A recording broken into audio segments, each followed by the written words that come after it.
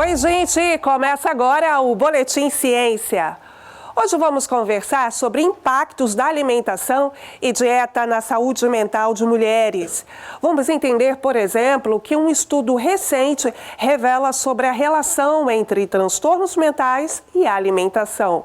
E ainda saber o que está por trás do potencial inflamatório de certos alimentos que, associados ao sedentarismo, impactam o equilíbrio mental, especialmente do corpo feminino. E queremos ouvir você. Participe enviando os seus comentários e sugestões de temas para a gente debater aqui. Acesse as nossas redes sociais ou nossa plataforma, canalsaude.fiocruz.br. Nem generalizar, nem condenar alimentos. Essa é uma das evidências do estudo liderado pelo Grupo de Pesquisa em Avaliação do Consumo Alimentar da Faculdade de Saúde Pública da Universidade de São Paulo, a USP. A investigação científica analisou distúrbios como depressão e ansiedade associados à alimentação. E para isso contou com informações de mais de 450 participantes, com idade acima dos 40 anos. O estudo é resultado do levantamento de dados feito em parceria com a Agência de Fomento de São Paulo, universidades, poder público e iniciativa da sociedade civil organizada, tendo como diretriz idade, menopausa e envelhecimento. Para contar sobre essas descobertas científicas, converso agora com um dos pesquisadores à frente do estudo, Dr. João Valentini Neto. Olá, doutor, tudo bem? Seja bem-vindo. Olá, Neide, tudo bem? Muito obrigado pela oportunidade de estar aqui para a gente falar sobre esse estudo, né, que é tão importante, é uma questão, né, da nossa população e que a gente, né, vai devolver, então, em forma de conhecimento aquilo que a gente recebe como incentivo para a pesquisa, né? Eu acho que é bastante interessante a gente ter essa oportunidade. É isso, então vamos juntos agora aqui nessa missão também, né, entendendo aí essas descobertas, os achados da pesquisa. Então, qual é a principal descoberta? Qual é o principal achado? Então, o ponto mais relevante que a gente tem assim, no nosso estudo de maior impacto é realmente essa associação de uma dieta que a gente consideraria mais pró-inflamatória e aliada, né, então, a um estilo de vida, né, de sedentarismo, né, uma inatividade física, ela está associada com maiores chances de as mulheres apresentarem os transtornos mentais comuns. Então, né, estilo de vida ali, que são fatores modificáveis, estando associados aos transtornos mentais comuns nessa população. E aí a gente tem vários pontos, né? A questão aí do envelhecimento, a questão da menopausa, das mulheres aí acima de 40, né? 40 a mais. Quais são aí as outras evidências que te chamam mais atenção? Então, quando a gente fala, né, das mulheres acima de 40 anos, né, principalmente pelas questões da menopausa, né, porque são flutuações hormonais que também elas fazem, né, então, com que as mulheres fiquem mais suscetíveis a manifestações psíquicas, né, então, os chamados transtornos mentais comuns, que são aqueles mais prevalentes na população, então, ansiedade, depressão, fobias, pânico, né. Então, essas mulheres elas se tornam ali, a partir dessa idade, elas começam a integrar uma janela de vulnerabilidade para o desenvolvimento desses transtornos e também para recidivas de transtornos que já apresentaram anteriormente. E com as alterações no corpo, né, a gente sabe que algumas acabam passando, né, então, por processos de alteração de peso corporal e tudo, e a alimentação e a atividade física, além de funções, né, que as pessoas muitas vezes associam à estética, ou emagrecimento, ou ganho de massa muscular, ela também tem papéis na saúde e bem-estar, né, então, com ações benéficas na saúde mental e em outras funções do organismo, né, tanto a alimentação quanto a atividade física aí. Pois é, e aí tem um ponto, né, que chama a atenção, a questão das mulheres, né, acima de 40 anos. Queria que você explicasse um pouco isso, desse público-alvo, por conta dessas características. Mulheres com menos idade, por exemplo, apresentam mais variações, diversidades aí, questões hormonais ou não. O que faz, né, o estudo ser focado? Você até pontuou um pouco a questão aí dos distúrbios, dessa variação, mas o que foi determinante para definir essa faixa etária? Então, realmente, o que foi determinante é o fato de que as mulheres, a partir dessa idade, né, como a menopausa ela não ocorre numa idade específica para todas as mulheres, né, há um intervalo de idade, muitas vezes mulheres que menopausam, né, não menopausas que são cirúrgicas ou menopausas que são medicamentosas, mas a menopausa natural. Ela pode ocorrer a partir dos 40 anos e algumas mulheres vão menopausar ali após os 60 até. Então, a gente optou por pegar essas mulheres a partir dos 40 anos para englobar essa transição para a menopausa e pós-menopausa, né? Porque é nessa fase que os já mais prevalentes transtornos que são nas mulheres, né? Eles começam a ficar ainda mais prevalentes e para aquelas que nunca apresentaram nenhum tipo de transtorno mental, elas podem, né? Elas têm mais chance de apresentar a partir dessa transição para a menopausa. Então, a gente, né? E são também alguns transtornos, né? O leque de transtornos que elas apresentam, né, podem apresentar a partir dos 40 anos, eles diferem um pouco daquelas mais jovens, né? Por exemplo, transtornos alimentares, eles são mais prevalentes em mulheres mais jovens, tá? Principalmente na adolescência e início da fase adulta. E aí também... Perdão, pode continuar. A questão da dieta, né? Porque daí entra num outro ramo que seria um resultado do transtorno alimentar, né? Que não é o nosso foco. A gente quer ver a alimentação habitual dessas mulheres que não se preocupam com a dieta no sentido de uma questão, sintoma do transtorno delas, mas uma questão de alimentação mesmo. Pois é, e aí esse era o ponto que eu queria chegar, né? A gente caminhando mais aí para entrar na questão da alimentação, trazer a questão dos transtornos. Para onde se olhou para associar a alimentação e os transtornos, por exemplo, em relação à depressão e ansiedade?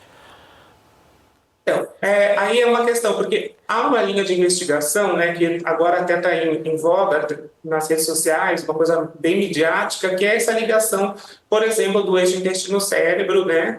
Então, seria a nossa microbiota, como algumas pessoas dizem, como o segundo cérebro, e algumas coisas nesse sentido.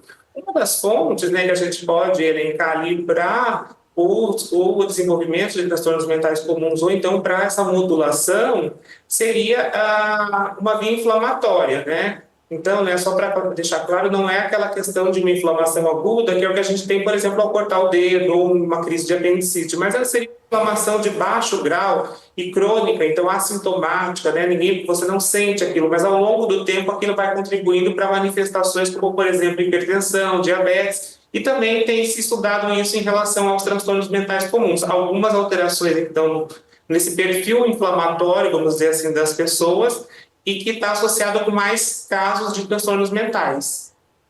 E aí, desse perfil, né, das pessoas e associados à questão dos transtornos e à alimentação, tem um ponto, né, que eu até, você que acompanhou aqui, né, desde o início do programa, viu que eu falei lá no início, nem condenar, nem generalizar. E aí entra a questão de mocinhos e vilões dessa alimentação.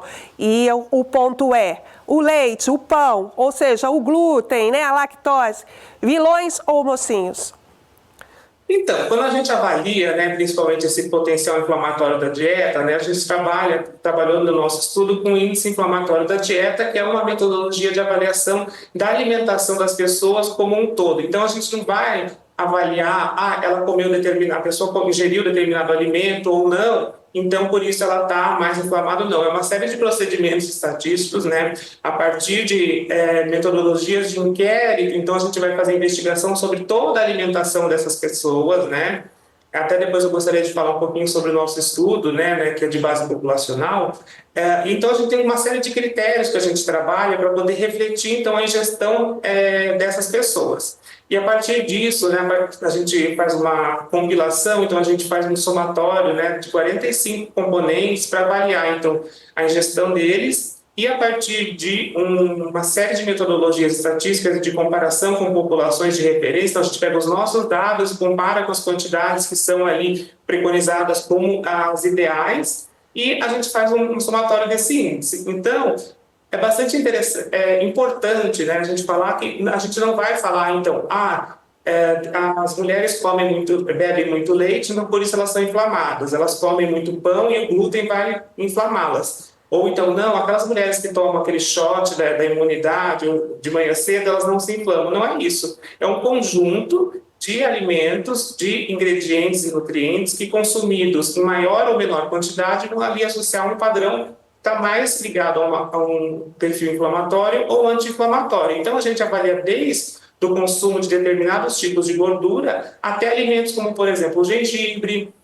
a cebola, o orégano, né? Então, essa questão do leite, do pão, ela está sendo muito, né, veiculada na mídia como se fossem vilões, mas as pessoas que elas não têm, né, então, intolerância à lactose, não tem por que restringir o consumo de um alimento que é tão benéfico, né, fonte de cálcio, de proteína. O pão também é um alimento, né, que é comum no hábito alimentar da população brasileira, né, e muitas vezes ele é até mais interessante do que consumir alguns alimentos que são substituídos por essas pessoas. Então, assim, se você não tem, né, o que as pesquisas apontam não tem necessidade de você interromper o consumo desses alimentos se você não tem uma alergia ou uma intolerância exatamente a esse tipo de nutriente ou de componente alimentar. Né? Então, isso acaba entrando numa questão midiática e é que a gente tende a levar para um lado de terrorismo nutricional.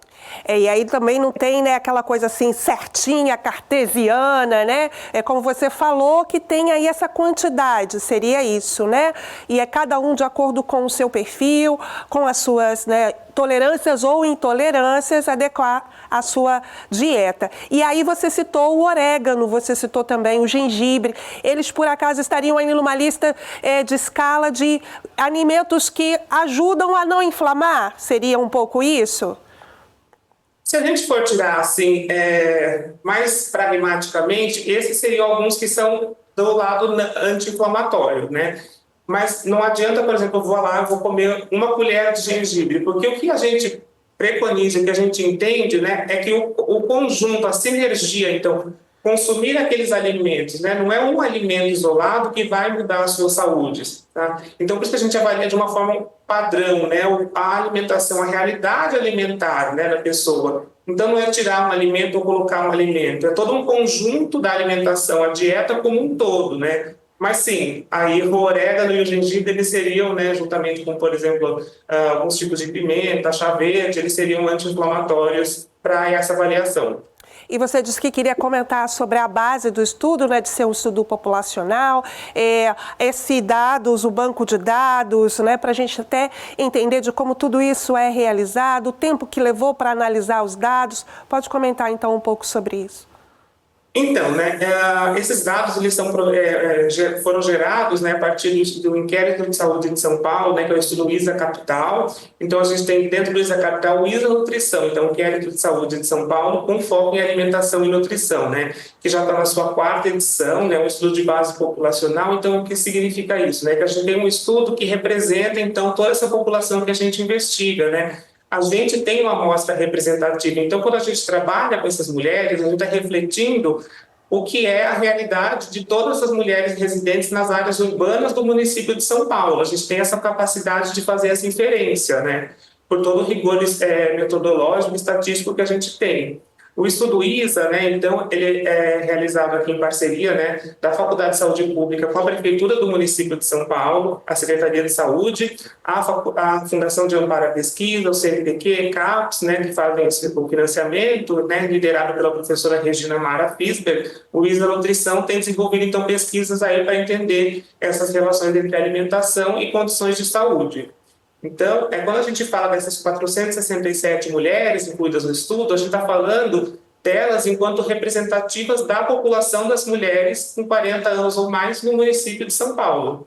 A gente consegue fazer essa extrapolação pela nossa característica de amostragem e procedimentos estatísticos. Então, não estamos falando de 500 mulheres, a gente está falando da realidade do município de São Paulo. E que a gente também pode entender que é a realidade de muitas nós, né, mulheres pelo Brasil afora, né?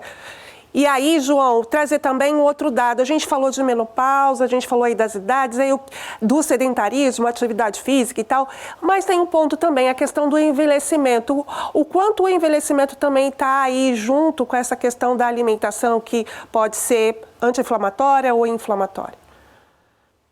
Então, porque uma questão importante do envelhecimento é que a gente tende a ver, por exemplo, pessoas mais idosas no cenário atual. Então, as pessoas que hoje são consideradas pessoas idosas, elas tendem a ter uma alimentação mais tradicional. mais próxima do que seria o recomendado em termos de qualidade da dieta. Então, elas mantêm hábitos como ingestão de frutas, verduras, legumes, né? Arroz, feijão, né? Leguminosas, oleaginosas. Elas tendem a ter um padrão mais saudável de alimentação, tá? E, ao mesmo tempo, elas tendem a ter, às vezes, uma diminuição da atividade física e, em alguns casos, quando elas perdem um pouco dessa capacidade funcional, né, em decorrência do envelhecimento, elas passam a ter dificuldades tanto na aquisição de alimentos, então, ir buscar a comida, fora as questões econômicas, né, claro, que a gente vê, né, na população, a gente não pode deixar de lado as questões de, por exemplo, os valores de aposentadoria que, às vezes, limitam a aquisição de alimentos. Mas, fora isso, tem também, né, a questão do preparo. Muitas vezes as pessoas não têm mais a capacidade física de algumas pessoas idosas, elas não permitem que as pessoas passem, por exemplo, alguns minutos lavando as verduras, higienizando os alimentos, preparando aquelas refeições que demandam um certo tempo e que muitas vezes aquilo acaba sendo limitante para que elas façam a dieta, não porque elas não queiram comer aquilo que elas têm o hábito saudável de comer, mas porque elas passam a não conseguir. Então, elas muitas vezes têm que optar por alimentos mais rápidos ou menos completos, né, em termos nutricionais. Então, essa questão do envelhecimento, a gente observa que quando ele não é um envelhecimento que a gente chama de ativo, ele pode comprometer, então, ali a qualidade da dieta dessas pessoas. Tá bom, a gente até já falou agora aqui um pouco, né, de uma dieta voltada aí para alimentação de frutas, legumes, e a gente já está caminhando aqui para o finalzinho do boletim, mas eu vou apostar nisso para a gente encerrar, da questão da dieta, que favorece uma alimentação, né, aí saudável, anti-inflamatória e também ao equilíbrio mental, e aí especialmente de nós mulheres. Então, Neide, o que a gente fala não é assim, a gente não está descobrindo, né? Não é uma grande descoberta, não é um alimento milagroso, não é aquilo que vai te curar ou vai acabar deteriorar a sua saúde, né? Então, assim, de novo, variedade dos alimentos, o consumo de frutas, verduras, legumes, junto com ingestão de água, né? Porque a gente tem que beber água, né? A recomendação é que a gente beba pelo menos 2 litros de água por dia quando não há uma contraindicação médica. A prática de atividade física, né? Então, o sedentarismo é um grande vilão da saúde, não só da saúde mental, como da saúde, né? A gente, vamos dizer assim, mais fisiológica, hipertensão, diabetes, e fora que a prática de atividade física e uma alimentação mais saudável, né? Rica em frutas, verduras, legumes, né? Carnes, carnes brancas, né? Carnes vermelhas magras. Então, isso tudo vai contribuir para um envelhecimento mais saudável e a gente vai, então, caminhar por... né, com essa alimentação, esse tipo de alimentação, a gente pode dizer que seria um padrão que não vai ser ruim para aquela pessoa, né? O indivíduo não vai ser prejudicado por aquilo. E talvez, se você for analisar, né, nos termos inflamatórios, seria uma alimentação que não vai comprometer, né? Não vai ser não vai fomentar ali, então, fazer com que essa sua alimentação seja mais inflamatória. Pelo contrário, então ela vai acabar modulando isso para um sentido menos inflamatório e, portanto, né, a gente espera que os desfechos em saúde sejam ou atenuados ou até mesmo evitados. É isso, João. A gente fica por aqui. Agradeço imensamente a sua participação. Gratidão por tanta informação no boletim. Eu que agradeço a oportunidade, o espaço e parabenizo pela qualidade do trabalho de vocês. Até a próxima. E você já sabe, obrigada também pela sua participação, pela sua companhia. Próxima semana tem mais Boletim Ciência, viu? Primeiro pelo YouTube, na quarta-feira, às 3 da tarde, depois na TV, às 7h30 da noite. Até lá, Canal Saúde, o canal da sua saúde na TV.